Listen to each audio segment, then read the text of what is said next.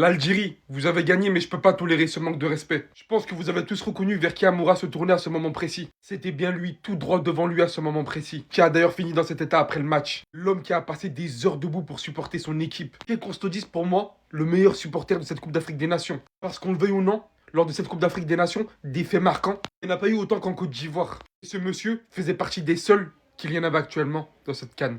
Et même hormis cela, le voir dans cet état, dans cette tristesse, les gars, c'est toujours censé vous faire un petit pansement. Oui, c'est le football. Oui, c'est le jeu. Mais quand vous voyez à quel point il s'est investi, il a fait de son mieux pour représenter son pays, sa nation.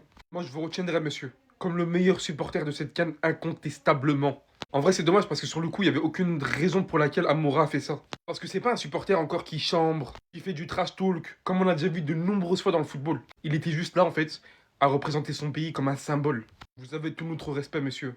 J'espère sincèrement que malgré l'élimination du Congo, ils feront un petit geste pour ce monsieur.